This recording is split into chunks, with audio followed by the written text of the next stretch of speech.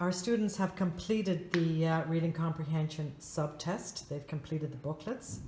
And what we're going to do now is we're going to score these and we're going to get a grade equivalent.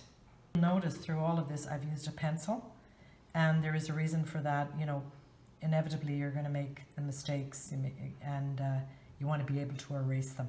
Okay. This student completed the grade 4 to 5 reading comprehension booklet. So we are going to find the section that's 4 to 5 inside the booklet, and there it is right there. I should clarify when I say booklet that it's the student record form booklet, and you will find that section on page 5. Let's take a look at the students' responses here. I'll just flip past the sample to the first passage. So the first answer she got was A. So here in the grades 4 to 5 section, the correct answer is A. So the student got that correct, so you'll circle the 1, okay? The next question, question 2, the correct answer is E. And they got that correct. Yes, got that correct too. Yeah. Okay, number 3, C. Okay, what do we do here? Got it correct. Yeah. Once you've marked the whole booklet, now you're going to total up all of the correct answers, and the number you got was 18. Okay, 18 corrects. Mm-hmm. And notice there I've circled the 4 to 5 because that's the booklet that the student did. Convert that raw score to weighted raw score, just the way we did with the word reading. But if you notice where the word reading, it looks a little different, that conversion chart, because you just had 2 columns, the K to 12 and adult.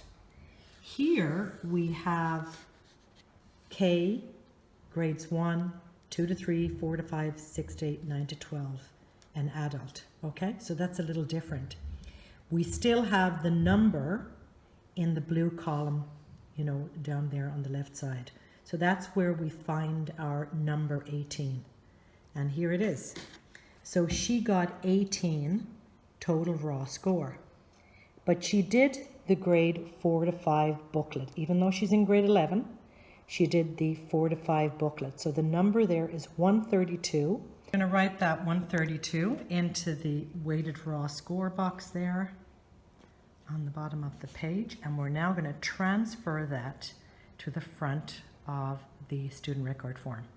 So we write that 132 on the front of the student record form, and we now want to find the grade equivalent for that score. So we're going to go back to our grade equivalents corresponding to the subtest, weighted raw scores, and we're now in the reading comprehension column. Okay. So we're just going to go down until we find 132, and there it is, right there. Okay. And as you see in the grade column there, the grade equivalent is 5:4. Okay. And we're now going to transfer that back to the front of our record sheet. So the student's grade equivalent for the reading comprehension is 5:4. So the second student we're looking at here did the reading comprehension response booklet grades 6 to 8. So when we begin to score that booklet, we're now looking at the grades 6 to 8 answers, right? Yeah. Now I'm circling the 6 to 8 booklet because that's what this student completed. Right. And the total number of corrects was 21. We're now going to go below to our conversion table and find that 21, and there it is. So she completed the 6 to 8 booklet, and so under there you'll see that the number is 145. Write that 145 in the box at the bottom of the page, and now again transfer it to the front of the student record form. We want to convert that 145 now, weighted raw score, to a grade equivalent. So we're back to our grade equivalent table, Appendix B. and we want to find that 145 in the reading comprehension column. And there it is. So the corresponding grade level is 11-1. Let's take a look now at the scores of these 3 grade 11 students. So as you see, there's a word reading 3-9, reading comprehension 5-4, word reading 6-2, reading comprehension 11-1, and then we have word reading 11-8, reading comprehension 5-9. Okay, why would there be such a big gap between The word reading and the reading comprehension? and the reading comprehension? Right, so that one, it's, you know, not too Not bad, too very bad. close, right? This This one one- here, you're saying a big jump. And then this one Right. here, surprisingly, the Yeah. student word reading at grade 11, Right. and then reading comprehension at grade 9. But there are several reasons why you would see a gap like that between the word reading and the reading comprehension. Word reading is way harder to do than reading a passage or a piece of text.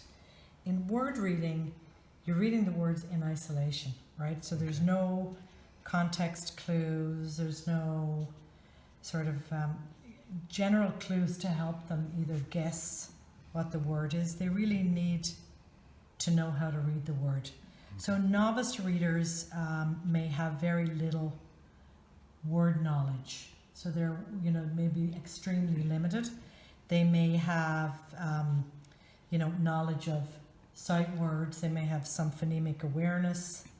They may have a little bit of orthographic knowledge, which means that the spelling helps them out. More skilled readers will use, you know, every strategy available, including their knowledge of morphology and, you know, wide reading. They've come across these complex words in their reading. So they have a better chance of being able to read words in isolation. Okay. But when you look at the passage itself, you not only have context clues within the passage, but the actual questions, the multiple choice questions also might give them some clues as to what, you know, the passage is all about. Okay. And help them actually guess the answers. So another reason is that we hear back from teachers who use this test is that the kids, sometimes they don't read the passage at all and they guess. Right. So they kind of glance over the passage and then they look at the answers and they guess, you know, the answers, and they have a lotto, you know, level of luck in answering those questions. Right. And it appears that they actually have a greater comprehension than they actually do have. I definitely would not rely on this. Certainly not the reading comprehension booklets. This is where we want to take additional assessments, give additional assessments to the students to determine whether they actually comprehend what they're reading and to what extent. Is it literal? Do they have a deeper understanding of what they're reading? We need to find that out with the other assessments that we'll talk about.